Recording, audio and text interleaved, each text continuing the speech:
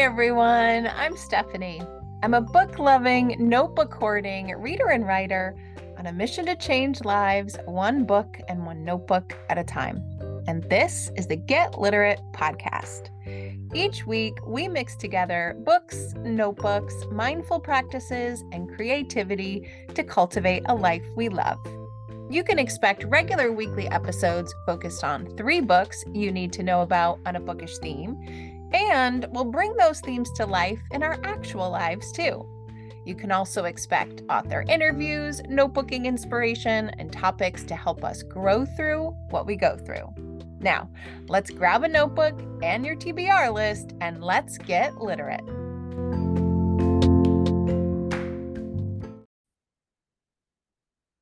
Hey everyone, welcome to another episode of the Get Literate podcast. I want to start out today with a big, giant thank you to those that responded to last week's episode. I record these episodes in real time each week, and I love getting feedback on how they're received to help inform the next episode that I create. And it seems like we have a wide range of readers here who all define holiday reading in different ways. Now, you know from the episode last week, for me, the best kind of holiday reading is like reading a Hallmark movie in a book. It's predictable. It's wonderful. It has lots of holiday bling. It comes full circle, and there's lots of merrymaking. Now, I found out that many of you are like me, and you suggested additional books that I should add to my December stack. Books like Christmas Shopaholic by Sophia Kinsella, A Christmas Memory by Richard Paul Evans, The Noel Letters by Richard Paul Evans. I've got to check out this author, and Santa Cruz by Fern Michaels. But I also learned that some of you have a different idea of holiday reading. Yes, you love all things holiday, but some of you are looking for a little bit more depth, a little bit more suspense, and dare I say, mystery and murder. So if that's you, I've got a couple of books that were suggested to broaden my December reading stack that maybe we'll add to yours. A book like Missing Santas, a cozy mystery by Sharon Michaels. Silent Nights, Christmas Mysteries, edited by Martin Edwards. Merry Christmas Murder, how's that for a title, by Rachel Wood. And maybe you even jump into Agatha Christie's Christmas novel. Now, no matter what kind of reader you are, I'm hoping that we can agree on something today. Holiday picture books are the best. We have a whole collection of holiday picture books from when my kids were little. And every year I get out the big giant Christmas basket and I browse them. Now, we used to read one of them each night when the kids were little. Books like The Polar Express, The Grinch, 'Twas the Night Before Christmas, Imogene's Antlers, a family favorite, and of course, Mistletoe. Now, I was browsing the basket recently and, realized it's been a long while since I updated the titles in there. I mean, after all, my kids are teenagers and we are not reading them every night. But it still set me on a journey to find some new, fresh, beautiful picture books for the holiday season to add to my stack. Now, more or less, these books are for me. Maybe my kids will humor me and read them with me. Or maybe I just have to save them for my grandkids one day, way, way, way down the line. I had the best time browsing for these books. There is nothing like reading a beautiful picture book to just freeze time and bring any reader, no matter how old they are, some childlike reading joy. And I've got 3 books today that are going to do that for you. Yeah, maybe 4. I may have to mention one at the very end. But when I say that I've got 3 books to you today, I literally mean I have 3 books for you today. You are likely going to hear me turning the pages and browsing these books as I talk to you about them because I just can't help it. Okay, so the first book I have for you today, I do believe is going to be my favorite, and this book is The Christmas Book Flood by Emily Kilgore and illustrated by Kitty Moss. I wish I could show you this cover. It is a beautiful tree made of books with colorful lights and a young girl who is snuggled next to the tree with her dog reading a book. The cover is simply stunning. It's bright and colorful, yet it's also calm and serene, and it has this really beautiful balance. The entire book is based on the real Icelandic tradition of reading books on Christmas Eve, like literally reading books all night long with chocolate and hot cocoa. I mean, why hasn't this been a tradition that has been longstanding in America too? Now, I partly adopted this tradition in my own home, but by accident. Starting years ago, I used to put a miniature tree in the hallway upstairs outside of my kids' rooms. And underneath that miniature tree, there would be a wrapped book and a snack for each kid to open. Now, I would put it out on Christmas Eve after everybody went to sleep. And the idea was that if they woke up before it was far too dark to get up and open presents, then they could go out, get surprised by the miniature tree, open up their book and their snack, and do a little bit of Christmas reading to let mom get a little bit of extra sleep. But this tradition, this book flood tradition, this, of course, is much more than using a book to help mom get a little bit more sleep and build a wonderful Christmas tradition. This is the real deal. And honestly, I wish I knew about it and I started it long ago.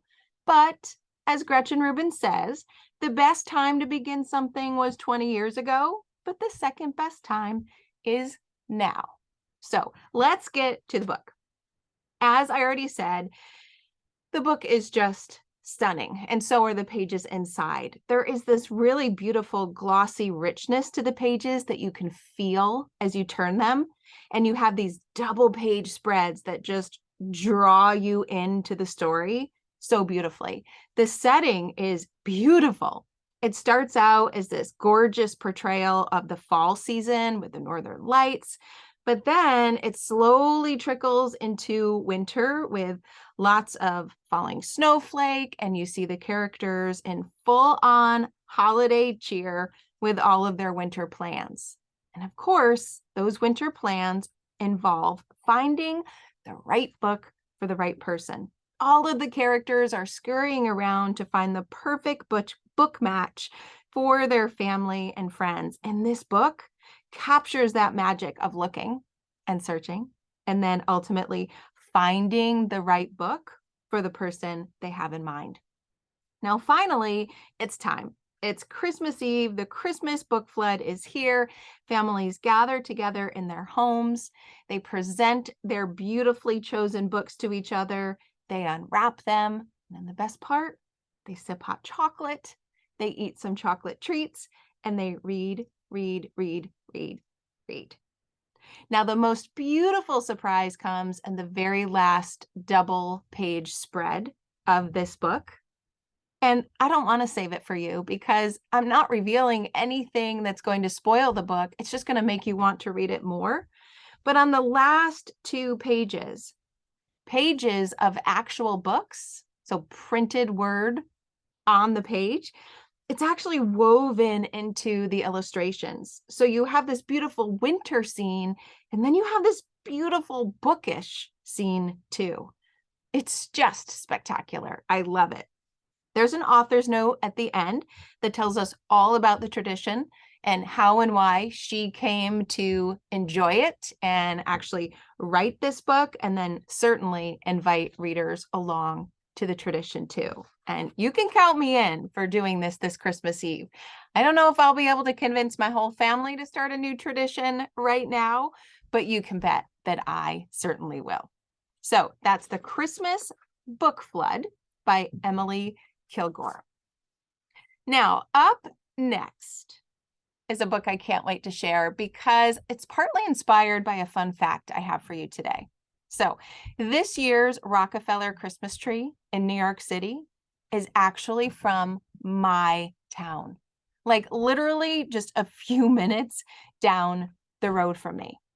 So it's so exciting to know that the tree that is all lit up beautifully in New York City is something that's really close to home.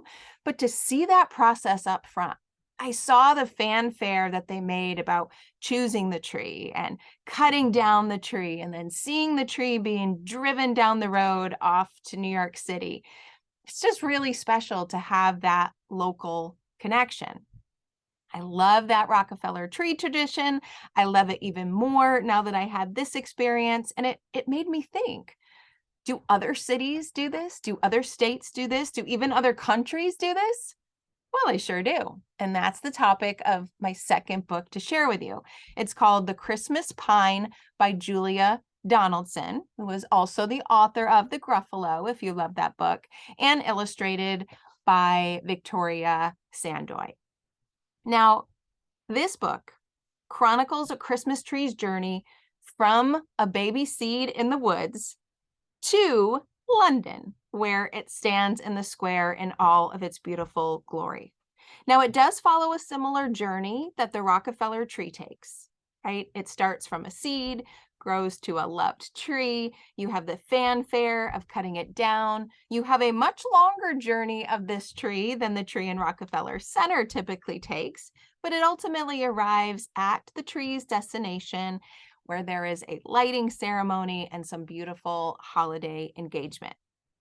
This book is not only beautiful, but it's lyrical. It is written as a poem in short rhyming stanzas, and it really has this song-like quality to it that just propels you to the page as if you are in your own little Christmas song, as you literally picture this big, giant, beautiful tree traveling across the pond.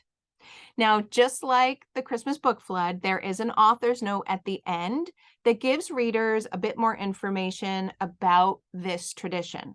Now, this tradition dates back to 1947, when the mayor of Oslo in Norway presented the British people with this spectacular Christmas tree as a thank you for their support during World War II, and now as a symbol of peace and friendship.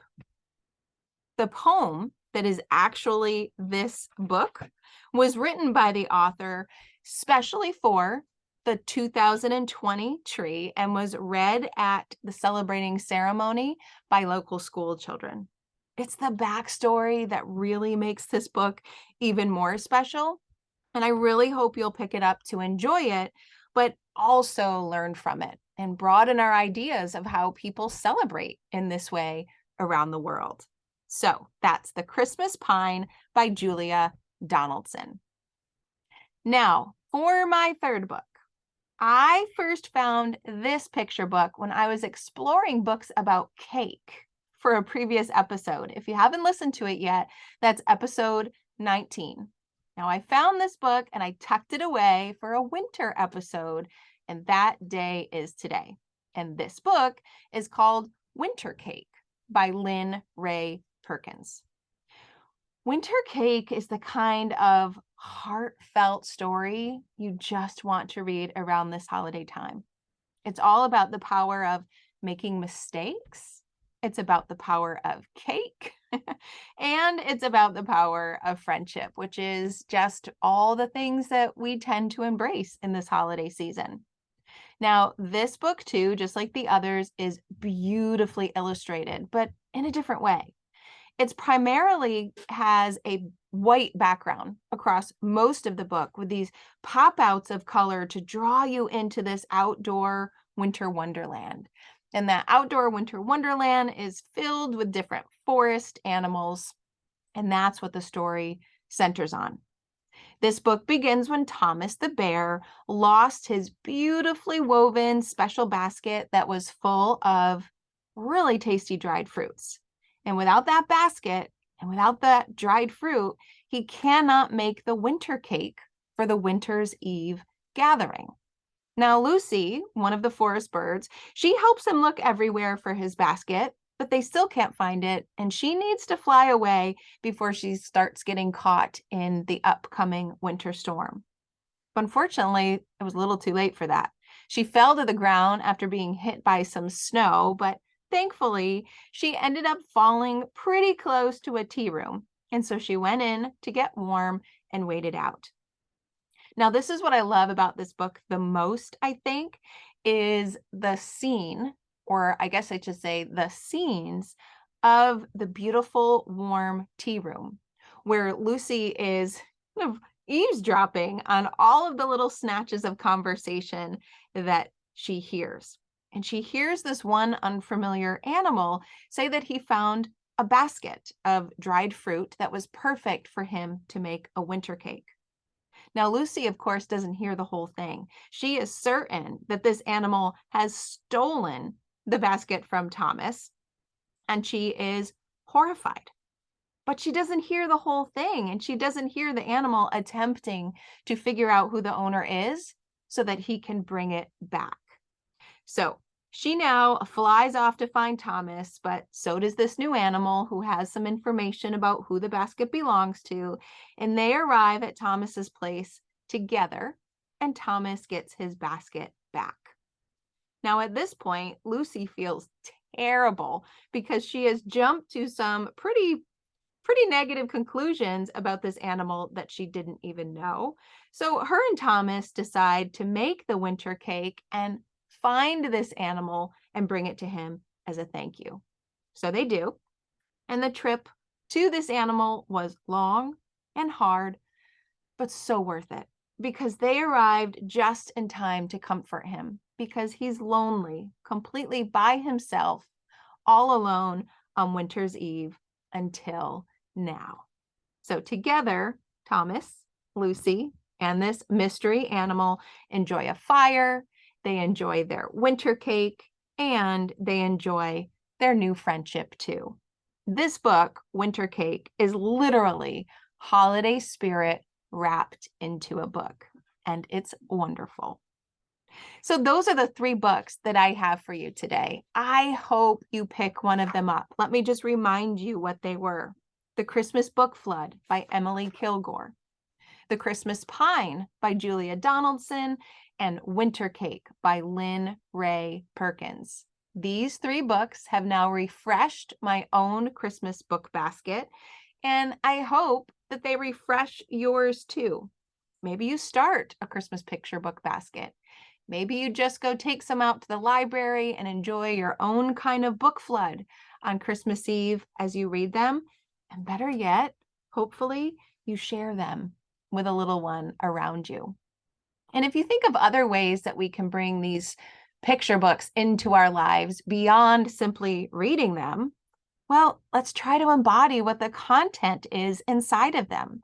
Let's try to have our own Christmas book flood, whatever that could look like for us and our family and the way that we do the holiday.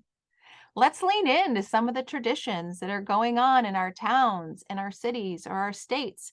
And let's get curious and investigate and explore other traditions or the ways that other people do it and see how we can borrow and learn from them. And let's, of course, embrace the true meaning and magic of this holiday season, which often involves really great food, particularly sweet food, friends, family, and friendship. Either way, whatever you choose, I am wishing you a wonderful holiday season that's hopefully filled with books, with a little bit of chocolate, lots of friendship, and of course, holiday spirit. Happy reading, everyone.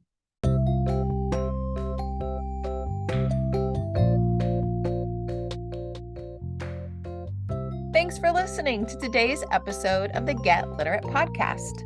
You'll find links to all the books, resources, and ideas mentioned in the show notes and at alitlife.com. And if you want more, you might like to join my Patreon community. There, you'll find additional inspiration for your reading and writing lives, like bonus podcast episodes, book calendars, monthly book clubs, notebooking challenges, live events, giveaways, and much more. It's only $5 a month, and you get instant access to all the previous content too. You can learn more at getliterate.co. But one more thing. If you love what you listened to today, please take a moment to rate and review the podcast, or take a screenshot of the episode and text it to a friend. This helps the podcast grow and builds our bookish and no bookish community too. Thanks so much for listening.